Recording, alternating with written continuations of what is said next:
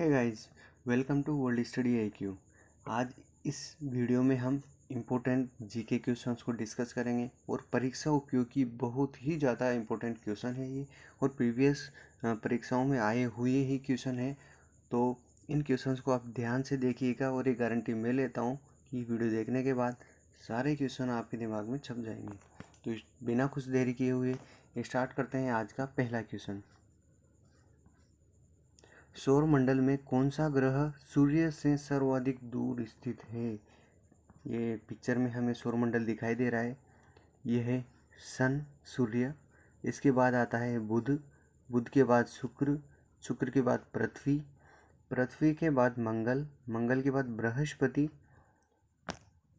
बृहस्पति के बाद आता है शनि, शनि ग्रह, शनि के बाद अरुण और वरुण।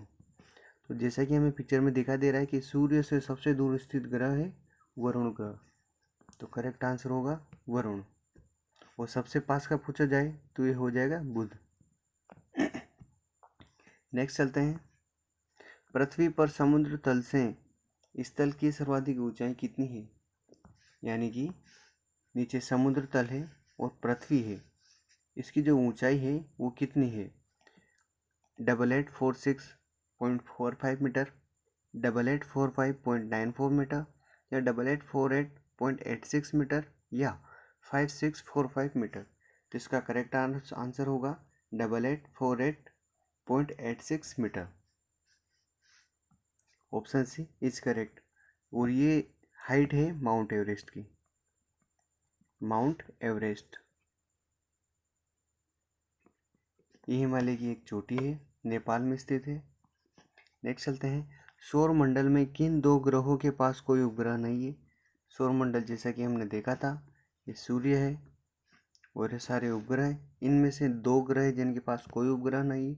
वो कौन से हैं? ऑप्शन है बुध और शुक्र, ऑप्शन बी शुक्र और शनि, ऑप्शन सी बुध और शुक्र, अगेन रिपीट हो गया, ऑप्शन डी इनमें से कोई नहीं। तो इसका करेक्ट आंसर होगा बुध और शुक्र।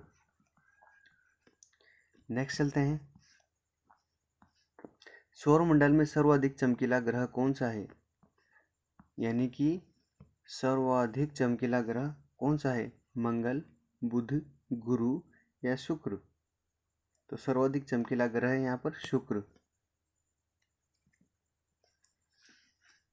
नेक्स्ट चलते हैं। सौर मंडल में शाम का तारा यानी कि इवनिंग स्टार किसे कहते हैं? ये पिक्चर में हमें दिखाई दे रहा है शुक्र ग्रह, ये सबसे ज़्यादा चमकीला है। इवनिंग स्टार भी इसको कहा जाता है क्योंकि ये बहुत चमकीला है। तो करेक्ट आंसर होगा ऑप्शन डी शुक्र। संविधान सभा का स्थायी अध्यक्ष किसे चुना गया था? भारत की जो संविधान सभा थी उसका स्थायी सदस्य किसे चुना गया था? Option A Bhimrao Ambedkar, option B Nana Saheb Patel, option B doctor Rajendra Prasad, या ऑप्शन डी गांधी जी। तो जैसे कि हमें पिक्चर में दिखाई दे रहे हैं, ये है डॉक्टर राजेंद्र प्रसाद, संविधान सभा के प्रथम स्थायी अध्यक्ष डॉक्टर राजेंद्र प्रसाद। नेक्स्ट चलते हैं। संविधान में किस आर्टिकल के तहत अस्पृश्यता का उन्मूलन किया गया है? यानी कि संविधान में कहा गया है कि इस अनुच्छेद के तहत अस्पृश्यता समाप्त हो जाएगी। Option A article 15, article 17, article 16 या आर्टिकल 18। तो इसका करेक्ट आंसर होगा आर्टिकल 17। आर्टिकल 17 के तहत अस्पृश्यता का उन्मूलन कर दिया गया है। नेक्स्ट चलते हैं। राष्ट्रपति लोकसभा को कब भंग कर सकता है? जो इंडिया का जो प्रेसिडेंट है लोकसभा को कब भंग कर सकता है?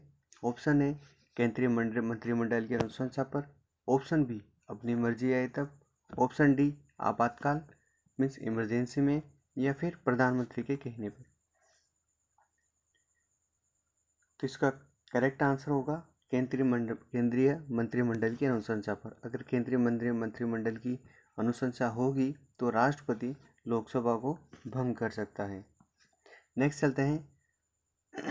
26 नवंबर 1949 को भारतीय संविधान किसके द्वारा अधिनियमित किया गया? यानी कि 26 नवंबर 1949 को इंडियन कॉन्स्टिट्यूशन किसके द्वारा अधिनियमित किया गया? ऑप्शन ए राजेंद्र प्रसाद द्वारा, ऑप्शन बी संविधान सभा द्वारा, या ऑप्शन सी अंबेडकर द्वारा, ऑप्शन डी अबुल कलाम द्वारा। तो इसका करेक्ट आंसर होगा संविधान सभा के द्वारा। नेक्स्ट चलते हैं, भारत के राष्ट्रपति चुनाव में उत्पन्न विवाद का निपटारा कौन करता है? देखिए, भारत में चुनाव से रिलेटेड जितने भी विवाद होते हैं, डिस्प्यूट्स होते हैं, उनको चुनाव आयोग के तहत निपटारा किया जाता है और सुप्रीम कोर्ट उन सभी को निपटाता है। लेकिन अगर राष्ट्रपति चुनाव में विवाद हो जाए तो उसको कौन निपटाएगा? Option A supreme court, option B राज्यपाल, ऑप्शन सी प्रधानमंत्री या फिर संसद। देखिए, संसद का काम है कानून बनाना और ये ऐसे निपटारा नहीं करती है। ऑप्शन ए करेक्ट होगा, सुप्रीम कोर्ट इसमें दखल करता है। नेक्स्ट चलते हैं, भारत की संविधान सभा ने वर्तमान रूप में राष्ट्रीय ध्वज को कब अपनाया गया था? यह है अपना प्यारा झंडा, इंडियन फ्लैग। तो इसको भारत की संविधान सभा ने वर्तमान रूप में राष्ट्रीय ध्वज के रूप में कब अपनाया था? ऑप्शन ए 15 अगस्त 1947, ऑप्शन बी 26 जनवरी 1950, ऑप्शन सी 14 अगस्त 1949 और ऑप्शन डी 22 जुलाई 1947। देखिए, सारे ऑप्शंस कहीं ना कहीं मिले हुए हैं, तो इसका करेक्ट आंसर होगा 22 जुलाई 1947। नेक्स्ट चलते हैं, सर्वप्रथम कांग्रेस के किस अधिवेशन में जन गण मन गाया गया? जन गण मन अपना जो राष्ट्रगान है सबसे पहले किस कांग्रेस के अधिवेशन में गाया गया? ऑप्शन ए कलकत्ता अधिवेशन, ऑप्शन बी नागपुर अधिवेशन, ऑप्शन सी लखनऊ अधिवेशन या इनमें से कोई नहीं। तो ये सबसे पहले कलकत्ता अधिवेशन में गाया गया और कलकत्ता अधिवेशन हुआ था 1774 में। नेक्स्ट चलते हैं, रेगुलेटिंग एक्ट 1773, इसके द्वारा सर्वोच्च न्यायालय की स्थापना कहाँ की गई? यानी कि भारत में सुप्रीम कोर्ट की स्थापना सबसे पहले रेगुलेटिंग एक्ट 1773 के तहत की गई। ये कहाँ की गई थी? मुंबई, पश्चिम बंगाल, मद्रास या कोलकाता। तो इसका करेक्ट आंसर होगा कोलकाता। भारत में कोलकाता में ही सबसे पहले सुप्रीम कोर्ट की स्थापना की गई थी। नेक्स्ट चलते हैं, भारतीय संविधान के निर्माण में संविधान सभा को कितना समय लगा? यानी कि भारत के कॉन्स्टिट्यूशन को तैयार होने में जो संविधान सभा ने जो टाइम लगाया वो कितना था? 2 वर्ष 11 माह 18 दिन, 5 वर्ष 4 माह, 1 वर्ष 6 माह 23 दिन या इनमें से कोई नहीं। तो इसका करेक्ट आंसर होगा ऑप्शन ए 2 वर्ष 11 माह 18 दिन लगे थे। नेक्स्ट चलते हैं, भारतीय संविधान में मूल कर्तव्य किस समिति की अनुशंसा पर शामिल किए गए थे? इंडियन कॉन्स्टिट्यूशन के अंदर फंडामेंटल राइट्स जो है वो किस समिति की अनुशंसा पर शामिल किए गए?